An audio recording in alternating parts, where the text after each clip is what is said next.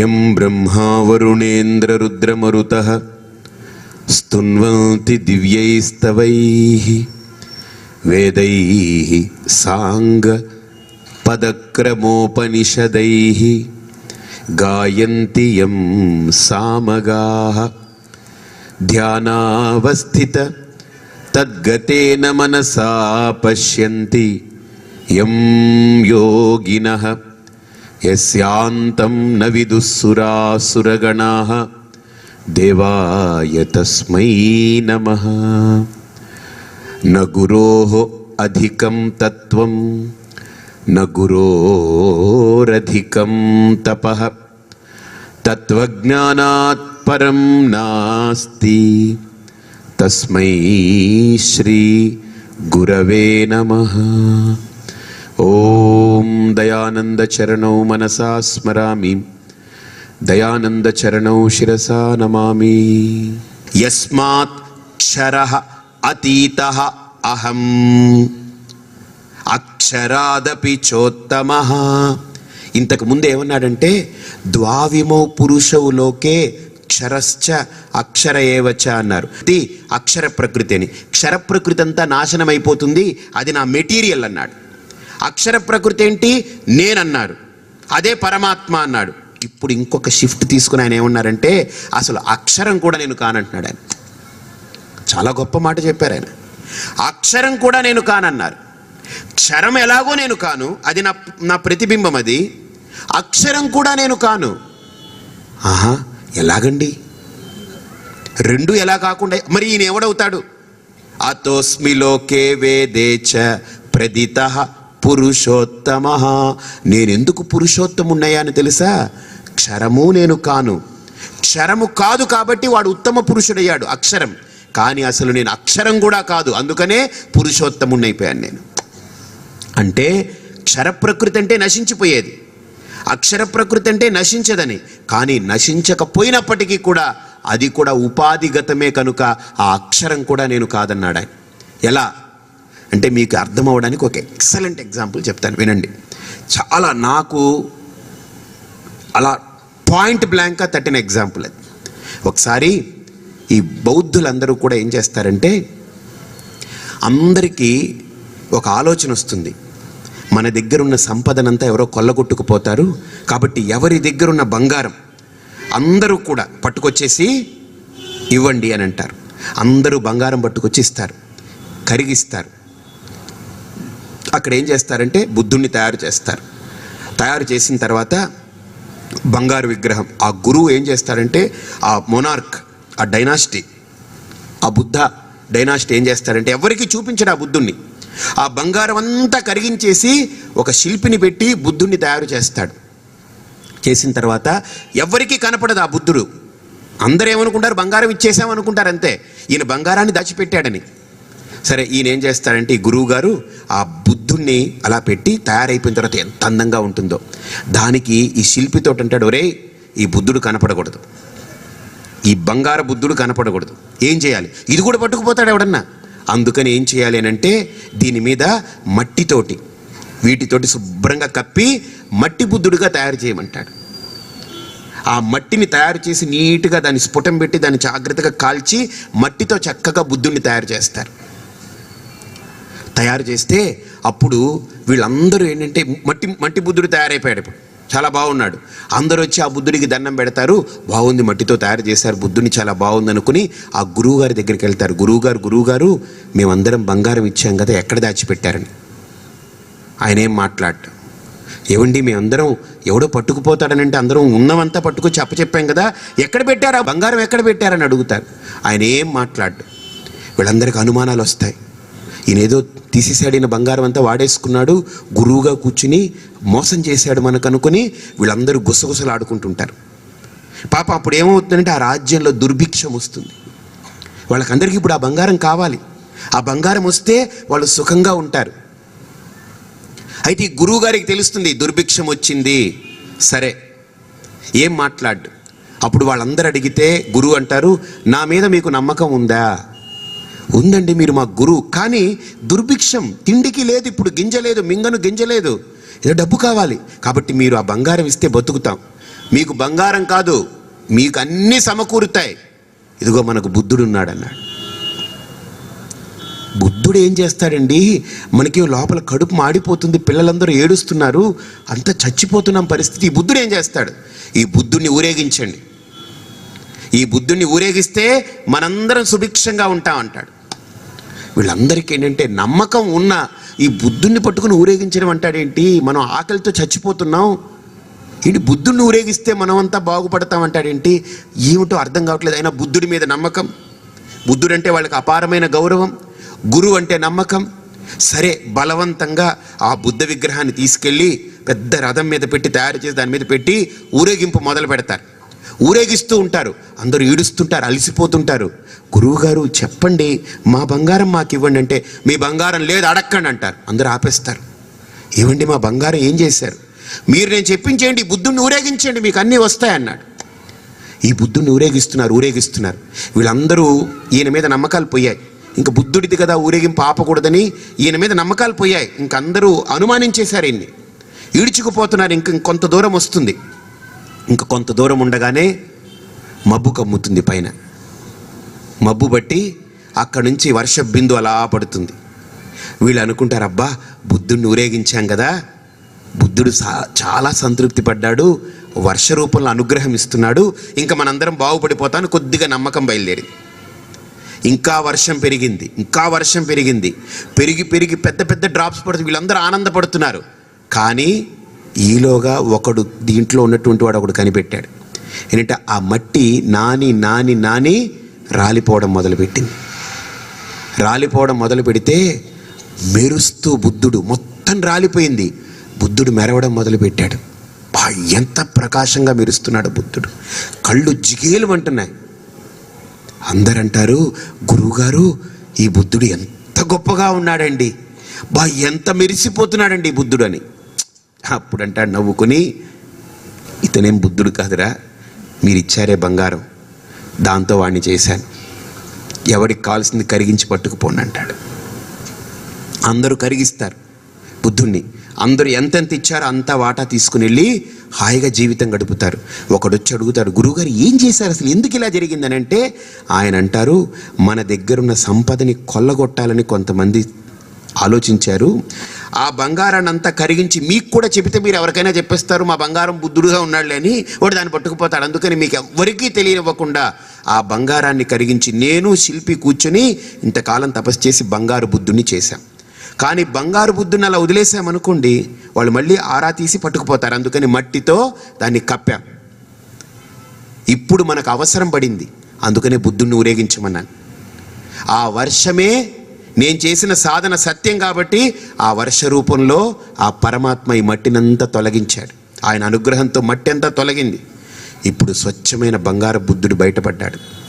కానీ ఒకటి గుర్తుపెట్టుకో, ఈ బంగారం కూడా బుద్ధుడు కాదు. బుద్ధుడికి బంగారమా మట్టే అంటదు. బుద్ధుడు ఎప్పుడు బుద్ధుడే, స్వచ్ఛమైన వాడు, సిద్ధార్థుడు. ఈ బంగారం ఒక లోహం మాత్రమే, ఇది మన జీవితానికి ఆధారం. కానీ బుద్ధుడు అది కాదు, జీవితానికి ఆధారం కాదు, అసలు జీవితమే బుద్ధుడు. కాబట్టి ఇక్కడ కూడా అర్థం చేసుకోండి. పరమాత్మ అంటాడు, ఇది మృన్మయ దేహం ఉందే, దీంట్లో బంగారు లాంటి ఆ పరమాత్మ ఉన్నాడు. దీంట్లో ఈ దేహం మృన్మయం, దీంతో ఊరేగుతున్నాం మనం. శ్రవణము, మననము, నిధిధ్యాసనము, గురువు యొక్క కృప, భగవంతుడు అనుగ్రహం అనేటువంటి వృష్టి పడితే ఈ దేహ భ్రాంతి పోతుంది, మనస్సు అనేటువంటి భ్రాంతి పోతుంది, అన్ని భ్రాంతులు తొలగుతాయి. లోపల ఉన్నటువంటి జీవాత్మ అఖండ చైతన్యంగా ప్రకాశిస్తుంటాడు పరమాత్మగా. బాగా ఆలోచించండి. కానీ పరమాత్మ కూడా ఈ శరీరంలోనే ఉంటాడనుకోవడం పొరపాటు. అంతటా ఉండే తానై ప్రకాశిస్తూ ఉంటాడు. కాబట్టి అలాగని ఇక్కడ కూడా మట్టి బుద్ధుడు కాదు, కానీ బుద్ధుడి రూపాన్ని చూపించిందంతే. అందుకనే దానికి మొక్కుతున్నాం. బంగారం బుద్ధుడు కాదు, బుద్ధుడు రూపాన్ని చూపించింది, అందుకనే మొక్కుతున్నాం, అవసరాన్ని తీర్చుకుంటున్నాం. అలాగని ఈ శరీరం అనేది భగవంతుడు కాదు, భగవత్ తత్వాన్ని పొందడానికి ఇదొక ఉనికిగా నిలబడింది, ఆలంబనంగా నిలబడింది. అందుకనే శరీరాన్ని కూడా మనం నమస్కరిస్తాం. మనస్సు కూడా భగవంతుడు కాదు, మా పరమాత్మ తత్వాన్ని తెలియజేయడానికి మనస్సు ఒక ఉపాధి. అందుకనే మనస్సుని నమస్కరిస్తాం. ఇంద్రియాలు పరమాత్ముడు కావు, కానీ పరమాత్మ తత్వాన్ని తెలియజేయడానికి ఇంద్రియాలు పనిచేస్తున్నాయి. అందుకనే వాటికి కూడా నమస్కరిస్తున్నాం. ఆలోచించండి, దేవుడు గుడిలో కూర్చుంటాం, మనం దేవుడి గదిలో దేవుడి దగ్గర కూర్చుని అన్నిటినీ సర్దుకుంటాం కదా. అక్కడ సర్దుకున్నప్పుడు ముందే దేవుణ్ణి ఎవడు పూజించడండి. ముందేంటి, తను కూర్చున్న ఆసనాన్ని పూజిస్తారు. పంచపాత్రను బొట్టు పెట్టి దాన్ని పూజిస్తాం. గంటకు బొట్టు పెట్టి పూజిస్తాం. దీపానికి బొట్టు పెట్టి పుష్పం పెట్టి పూజిస్తాం. భగవంతుడి యొక్క ఆసనాన్ని పూజిస్తాం. అన్నీ పూజిస్తాం. ఎందుకని? ఇవేవి దేవుడు కాదు, కానీ దైవానికి వినియోగపడే ప్రతిదీ దైవంతో సమానమే. అందుకని ప్రతిదాన్ని ఆరాధించి దైవాన్ని కూడా ఆరాధిస్తాం. అలాగనే దేహం దైవం కాదు, కానీ దైవాన్ని తెలియచెప్పడానికి ఈ దేహం నాకు ఆలంబనం. అందుకని దీన్ని కూడా ఆరాధిస్తాను. మనస్సు దైవం కాదు, కానీ మనస్సు పరమాత్మ తత్వాన్ని తెలియచేయడానికి ఒక ఆలంబనం, ఉపాధి. మనస్సు పరమాత్ముడైపోతున్నాడు, పూజింపబడుతుంది. కాబట్టి దేహము, ఇంద్రియాలు, మనస్సు, ప్రాణము, బుద్ధి అన్నీ కూడా పరమాత్మ తత్వాన్ని తెలియచేయడానికి వినియోగపడే పరికరాలు కనుక అవన్నిటినీ పూజిస్తున్నాను, ఆరాధిస్తున్నాను, వాటన్నిటినీ ఆస్వాదిస్తున్నాను. ఎవడైతే ఈ విషయాన్ని తెలుసుకుంటాడో, ఇది క్షర ప్రకృతి, అక్షర ప్రకృతి ఆ జీవ చైతన్యం. కానీ క్షరము అక్షరము రెండు కానటువంటిది అఖండ చైతన్యం, అది మహా చైతన్యం. ఆ చైతన్యమే పురుషోత్తమ. అదే పురుషోత్తముడే ప్రకాశిస్తున్నాడు.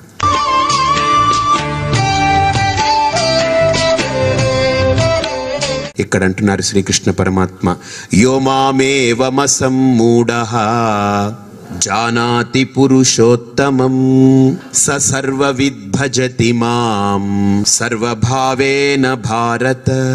యో మామేవ విజానాతి, యో మామేవ అసమ్మూఢః విజానాతి పురుషోత్తమం. అర్జున, ఎవడైతే ఈ మూఢత్వం లేకుండా, ఈ మోహం లేకుండా, దేహేంద్రియ మనోబుద్ధులకి ఇరుక్కుని ఇదే జీవితం, ఇదే శాశ్వతం, ఇదే సత్యమని ఈ భ్రాంతిలో ఉన్నటువంటి వాడికి నా యథార్థమైన స్వరూపం బోధపడదు. అసలు క్షర ప్రకృతిని అర్థం చేసుకోలేడు, అక్షర ప్రకృతిని అర్థం చేసుకోలేడు, క్షరాక్షరాల్ని దాటలేడు. వాడు మళ్ళీ పునరావర్తతే, ఈ లోకంలో పునరపి జననం ఎందుకని? క్షర ప్రకృతే తాను అనుకుని ఉంటాడు కాబట్టి వాడు అక్షరాన్ని అర్థం చేసుకోలేడు, అక్షరానికి అతీతుడు కాలేడు. కాబట్టి ఇక్కడ ఎవడైతే క్షర ప్రకృతిని అర్థం చేసుకుని దాని నుంచి బయటకు వచ్చి అక్షర ప్రకృతిని అర్థం చేసుకుని దాన్ని కూడా దాటుతున్నాడో వాడే యో మామేవ అసమ్మూఢః, ఏ మాత్రము మోహము లేనటువంటి వాడై జానాతి పురుషోత్తమం, నన్ను తెలుసుకుంటున్నాడు. స సర్వవిద్ భజతి మాం, వాడు సర్వజ్ఞుడై సర్వవేత్త అయి సర్వాంతర్యామి అయిన నన్ను వాడు పొంది వాడు సర్వాంతర్యామి స్థితిని అనుభూతి పొందుతున్నాడు. సర్వభావేన భారత. భారత, హే అర్జున, భారత శబ్దం చాలా గొప్పది. భారత అంటే ఏంటి? భా అంటే ప్రకాశము. ఏమిటి ప్రకాశం? జ్ఞానం. రా అంటే ఆ జ్ఞానంలో రమించడం, తా అంటే తరించడం. కాబట్టి మనం ఎక్కడో పుట్టక్కర్లేదండి, భారతదేశంలో పుడితే చాలు వాడు మోక్షాన్ని పొందడానికి అర్హుడవుతున్నాడు. అందుకనే స సర్వవిద్ భజతి మాం సర్వభావేన భారత. ఒక దురదృష్టకరమైన సంఘటన ఏంటంటే, ఇండియాలో అబ్బాయి, ఇండియా అమ్మాయి పెళ్లి చేసుకున్న తర్వాత అమెరికాలో సెటిల్ అవుతారు. పిల్లలు పుట్టేటప్పుడు ఏం చేస్తారంటే, అమెరికా సిటిజన్ కావాలని అక్కడికి పిలిపించుకుంటారు తల్లిదండ్రుల్ని, అక్కడికంటారు. అసలు అమెరికాలో, విదేశాల్లో పుట్టినటువంటి మ్యాక్స్ ముల్లర్ కానీ, సోక్రటిస్ కానీ, ఇలాంటి గొప్ప గొప్ప తాత్వికవేత్తలు, బెర్నార్డ్ షా కానీ, ఇటువంటి చాలా పెద్ద పెద్ద తాత్వికవేత్తలు అందరూ కూడా అయ్యో మేము భారతదేశంలో మళ్ళీ పుట్టాలి మేము, కానీ ఇక్కడెక్కడా కాదు ఇండియాలో భారతదేశంలో పుట్టాలి అని తాపత్రయపడి చచ్చిపోయినటువంటి వాళ్ళు మహాత్ములు. మనమేంటి తాపత్రయపడి అక్కడికి వెళ్ళి పుట్టించుకోవాలని పుట్టించుకుంటున్నాం. మనం ఎంత రివర్స్లో ఆలోచిస్తున్నాం, మనం ఎంత అడ్డంగా ఆలోచిస్తున్నాం.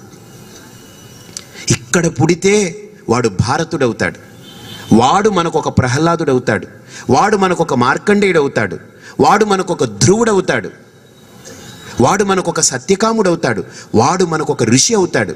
అక్కడ పుట్టాడు అనుకోండి, బుష్ అవుతాడు. ఇక్కడ పుడితే ఋషి, అక్కడ పుడితే బుష్. బుష్ అంటే పొద, ఉండదు, అంతా పొదే. సర్వభావేన భారత్. అందుకనే దయచేసి మీ పిల్లలు అక్కడ అమెరికన్ సిటిజన్ కావాలి వాళ్ళకనే తాపత్రయం పెట్టుకోదు. ఇక్కడికి తీసుకురండి, ఇక్కడ కనండి, ఈ భూమి మీద పుట్టనివ్వండి. అందుకని రాముణ్ణి అడుగుతాడు వశిష్ఠుడు, విద్య అంతా నేర్పిన తర్వాత, రామా ఒక్క మాటలో చెప్పు, నాకు సమస్తము నువ్వు అర్థం చేసుకున్నది, నీకు ఇష్టమైనది ఏమిటని అడిగితే ఆయన అంటాడు, జనని జన్మభూమిశ్చ స్వర్గాదపి గరీయసి అంటాడు. ఆ రాముడు పుట్టిన ఈ భారతదేశంలో మనం మన పిల్లల్ని పుట్టించుకోవాలంటే అమెరికాకి వెళ్ళి కంటున్నామంటే అంత గొడ్డుపోయిందే మన భారతదేశం, అంత దరిద్ర స్థితిలో ఉందే మన దేశం, మన భారతమాత. ఈ భారతమాత ఒడిలో పుట్టాలి అని అక్కడ వాళ్ళందరూ తాపత్రయపడుతుంటే మనమేమిటో అమెరికన్ సిటిజన్ కోసం $4 సంపాదించుకోవడం కోసం ఈ దేశాన్ని, ఈ సంస్కృతిని, ఈ ఆచారాల్ని, ఈ నదుల్ని, ఈ సంగమాలని, ఈ క్షేత్రాల్ని, ఇంత శాస్త్రాన్ని, ఈ పద్ధతులన్నీ వదులుకొని అక్కడికెక్కడికో వెళ్ళి పుట్టి వాడిని దేనికి పనికి రాకుండా, వాడికి ఎవడు లేనట్టు అనాథగా, అసలు వాడు భారతీయుడు కాలేడు, అమెరికాస్తుడు కాలేడు, వాడి దేనికి సంబంధం లేకుండా ఉభయభ్రష్టత్వానికి మనమే దారి తీస్తున్నాం. కాబట్టి ఆలోచించండి ఒకసారి. మీ పిల్లలకు మీరు చెప్పాలి, మీరు వాళ్ళు పిలవగానే ఎగ్గట్టుకుంటే ఇక్కడి నుంచి పరిగెట్టుకెళ్ళి పురుళ్ళు పోసి రావడం కాదు, వాళ్ళకి బోధపరచండి. నానా వద్దురా, నువ్వు సంపాదించకపోయినా పర్లేదురా, డబ్బు ముఖ్యం కాదు మనకు, డబ్బు శాశ్వతం కాదు, మన సంస్కృతి మనకు ముఖ్యం, మన దేశం మనకు ముఖ్యం, మన ప్రాంతం మనకు ముఖ్యం, మన ఆచారం మనకు ముఖ్యం. ఎందుకని మనం చనిపోతే ఇంత పిండం పెట్టడానికి ఒకడు కావాలి, ఉదకం ఇవ్వడానికి కావాలి, మనల్ని స్మరించడానికి ఒక వ్యక్తి కావాలి. అక్కడ అవే ఉండవు. సంవత్సరానికి ఒక్కసారి ఫాదర్స్ డే, సంవత్సరానికి ఒక్కసారి మదర్స్ డే, అంటే తల్లి దినం, తండ్రి దినం బతుకున్నప్పుడే పెడుతూ ఉంటారు సంవత్సరానికి ఒకసారి, తద్దినాల్లాగా. కాబట్టి అలా పెంచకండి. కాబట్టి ఏమిటో హిందూ ధర్మం అంతా పాడైపోయింది. హిందూ ధర్మం ఎప్పుడు పాడవదు, హిందూ ధర్మం ఎప్పుడు ఒకేలా ఉంటుంది. ఆ ధర్మాల్లో పుట్టిన మనం పాడవుతున్నాం, దాన్ని పాడైందని మనం విమర్శిస్తున్నాం. పాడయ్యేది మనం, ధర్మం ఎప్పుడు పాడవదు. పాడైతే అది ధర్మం కాదది. పాడైన వాడు పాడైపోయింది అంటున్నాడే కానీ ధర్మం ఎప్పుడు పాడవ్వదు. ధర్మస్య ప్రభుః అచ్యుతః, పాడవడానికి అవకాశం లేదు. కాబట్టి ఇక్కడ అర్థం చేసుకోండి. ఓం శ్రీ భగవానువాచ ఇతి గుహ్యతమం శాస్త్రం ఇదముక్తం మయా నఘ ఏతద్బుద్ధ్వా బుద్ధిమాన్ స్యాత్ కృతకృత్యశ్చ భారత. ఎంత గొప్ప శ్లోకం, వైండప్ చూడండి ఆయన. ఇతి దస్ గుహ్యతమం శాస్త్రం. అర్జున, ఇక్కడితో నీకు ఏ శాస్త్రమైతే రహస్యంగా దాచిపెట్టబడిందో, ఏ విద్య అయితే బ్రహ్మ విద్య, మనం చూడండి ఏదైనా ఒకటి అర్థం కాలేదనుకోండి, ఏదైనా కష్టం, ఏరా ఇది ఏమైనా పెద్ద బ్రహ్మ విద్య అంటాం. అంటే ఈ లోకంలో ఎవరికి అందనిది బ్రహ్మ విద్య, అంటే అర్థం కానిది అని అర్థం. గుహ్యం, ఆ రహస్యాన్ని అర్జున నీకు విప్పి చెప్పాను. ఏమిటి? ఈ క్షర ప్రకృతి, అక్షర ప్రకృతి, ఇవి రెండు దాటిన వాడే పరమార్థతత్వాన్ని పొంది మోక్షాన్ని పొందుతున్నాడు. ఇది సీక్రెట్, ఇది నీకు చెప్పాను. ఇది గుహ్యతమం శాస్త్రం అంటే, గుహ్యతమం అని సూపర్లేటివ్ డిగ్రీ వాడాడు కదా, అంటే ఏదో ఉంటుంది, కంపారిజన్ ఉంది అక్కడ. గుహ్యం, గుహ్యతరం, గుహ్యతమం. గుహ్యం అంటే ఏంటి అంటే, వేదము 3 విభాగాలుగా మన ముందు ఆవిష్కరింపబడుతుంది. ఒకటి కర్మకాండ. కర్మకాండ గుహ్యం, అంటే స్వర్గానికి వెళ్ళాలి, పుత్రకామేష్టి, దానికి ఇది కార్యం చేయాలి, ఇవన్నీ గుహ్యం, అందులో ఉన్నాయి, మనకు చెప్తారు, చేయిస్తారు. కానీ గుహ్యతరం ఏంటనంటే ఉపాసనాకాండ. ఉపాసన, ఎలా ఉపాసన చేయాలని చెప్తుంది. ఈ జ్ఞానం ఉందే గుహ్యతమం, జ్ఞానకాండ. కాబట్టి గుహ్యం అనేది కర్మకాండ, గుహ్యతరం అనేది ఉపాసనాకాండ, గుహ్యతమం అనేది జ్ఞానకాండ. కాబట్టి ఇక్కడ శ్రీకృష్ణ పరమాత్మ గుహ్యం చెప్పలేదు, గుహ్యతరం చెప్పలేదు. ఏం చెప్పారు? ఇది గుహ్యతమం శాస్త్రం. ఏ జ్ఞానమైతే ఎవరు అందివ్వలేరో, ఎవరు పొందలేరో అటువంటిది అర్జున నీకు నేను సునాయాసంగా అందిస్తున్నాను, నువ్వు పొందుతున్నావు. ఆ పొంది ఇదముక్తం మయా అనఘ, నా ద్వారా చెప్పబడ్డటువంటి శాస్త్రం ఉందే గుహ్యతమం, జ్ఞానం. అనఘ అన్నారు. అర్జునుడిని ఇక్కడ 2 పదాలతో ఉపయోగిస్తారు. అనఘ అన్నారు. అనఘ అంటే ఏం తెలుసండి? అఘం అంటే పాపం, కాబట్టి మాఘం అంటే పాపరహితం. అలాగని ఇక్కడ అర్జునుణ్ణి అనఘ అంటే ఏంటి? ఏ పాపము లేనటువంటి వాడా, పవిత్రమైన వాడివి. ఎందుకు పవిత్రమైన వాడివి? కింద ఆయన అంటారు, ఏతద్బుద్ధ్వా బుద్ధిమాన్ స్యాత్ కృతకృత్యశ్చ భారత. అంటే భారతుడివైతే నువ్వు పవిత్రమైన వాడివే. చూడండి ఎంత అద్భుతం. కాబట్టి భారతదేశంలో ఏ మతం వాడైనా పాపి పాపి పాపి అనడానికి లేదు. భారతదేశంలో పుట్టాడంటే అమెరికాలో పుడితే పాపి అవ్వచ్చు, ఆస్ట్రేలియాలో పుడితే పాపి అవ్వచ్చు, పాకిస్తాన్లో పుడితే పరమ చండాలమైన పాపి అవ్వచ్చు. భారతదేశంలో పుడితేనే చాలు పవిత్రమైనటువంటి స్వరూపం అవుతారు వాళ్ళు. అది ఈ దేశానికి ఉండే గొప్పతనం, అది సంస్కృతికి ఉండేటువంటి ఔన్నత్యం. కాబట్టి అటువంటి ఏతద్బుద్ధ్వా బుద్ధిమాన్ స్యాత్, ఎంత అద్భుతంగా చెప్పారు చూడండి. ఇది తెలుసుకొని బుద్ధిమాన్ స్యాత్ అంటే ఇది తెలుసుకోవడం వల్ల నువ్వు బుద్ధిమంతుడు ఎలా అవుతున్నావు? కృతకృత్యశ్చ భారత, కృతకృత్యుడి అవుతున్నావు. అంటే ఇది తెలుసుకొని నువ్వు దాని స్థితిని పొందగలిగితే కృతకృత్యుడివి. అంటే బాగా ఆలోచించండి. కృతం కృత్యం అంటే ఇంకా చెయ్యవలసింది ఏదీ లేదు, అన్నీ అయిపోయాయి. ఇది గ్రహిస్తే చాలు. దేన్ని? క్షరము అక్షరం అనబడేటువంటి రెండింటిని దాటి ఆ స్వరూప స్థితిలో కూర్చోగలిగితే కృతకృత్యుడైపోతున్నాడు. కాబట్టి మానవ జన్మను మనం పొందింది ఏదో కుక్కలాగో పల్లిలాగో బిల్లిలాగో దానిలాగో దీనిలాగో పెళ్లి చేసుకున్నాం, పిల్లల్ని కన్నాం, పెద్ద చేసాం, ఇళ్ళు కట్టాం, డబ్బులు బ్యాంక్ బ్యాలెన్స్ పెట్టాం, వాళ్ళకి కారు ఇచ్చాం, లేకపోతే వీళ్ళకి అది ఇచ్చాం, బట్టలు ఇచ్చాం, అది చేసాం, ఆఖరికి నువ్వేంటి ముసలో నయాన్ని సత్యాన్ని తీసుకెళ్ళి కాల్ చేస్తారు. ఎందుకండి? నువ్వు పుట్టి ఇవేవో చేసావు, చెయ్యి, అవన్నీ ధర్మాలు, కానీ వాటి కోసం నువ్వు పుట్టలేదు. నువ్వు కృతకృత్యుడు అవ్వాలి, మళ్ళీ పుట్టకుండా ఉండడం కోసం పుట్టావు. ఈ మానవ జన్మ పరమాత్మ మనకు ఎందుకు ఇచ్చాడంటే మిగతా జంతు జన్మలన్నీ పునరావృత్తి ఉంటుంది, వాటికి పునరాగమనం ఉంటుంది, మళ్ళీ భూమి మీద పుడతాయి. కానీ ఒక్క మానవుడికే ఈ శాస్త్రం కనుక సరిగ్గా ఈ సిద్ధాంతం అర్థమే ఆ స్థితిలో ఉంటే మళ్ళీ యద్గత్వానని వర్తంతే తద్ధామ పరమం మమ, అక్కడికి చేరుకునేదానికి ఇదొక ప్రధానమైనటువంటి ఉపాధి. దానికోసం ఈ మానవ జన్మను వాడుకోవాలి. లక్ష్యం అది అవ్వాలి, విధానం ఇది అవ్వాలి.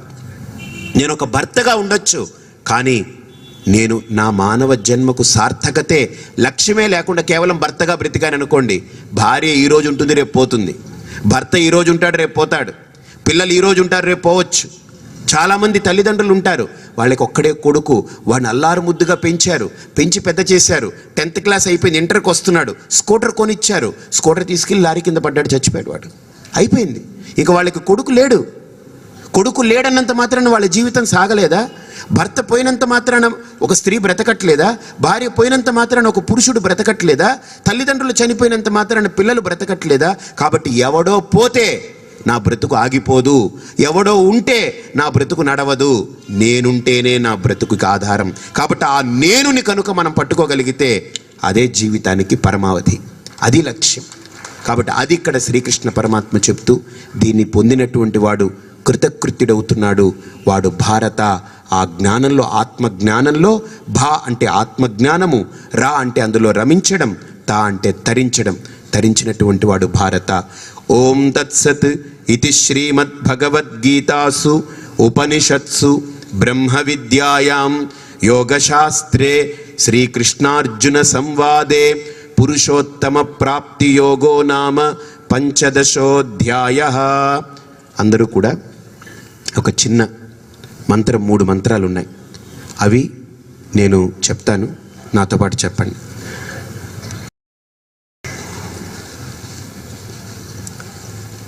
ఓం యదా యదా హి ధర్మస్య గ్లానిర్భవతి భారత అభ్యుత్థానమధర్మస్య తదాత్మానం సృజామ్యహం పరిత్రాణాయ సాధూనాం వినాశాయ చ దుష్కృతాం ధర్మ సంస్థాపనార్థాయ సంభవామి యుగే యుగే. బ్రహ్మార్పణం బ్రహ్మహవిః బ్రహ్మాగ్నౌ బ్రహ్మణాహుతం బ్రహ్మైవ తేన గంతవ్యం బ్రహ్మకర్మ సమాధినా. అహం వైశ్వానరో భూత్వా ప్రాణినాం దేహమాశ్రితః ప్రాణాపాన సమాయుక్తః పచామ్యన్నం చతుర్విధం సర్వధర్మాన్ పరిత్యజ్య మామేకం శరణం వ్రజ అహం త్వా సర్వపాపేభ్యః మోక్షయిష్యామి మా శుచః. హరి ఓం తత్సత్. శ్రీ గురుభ్యో నమః.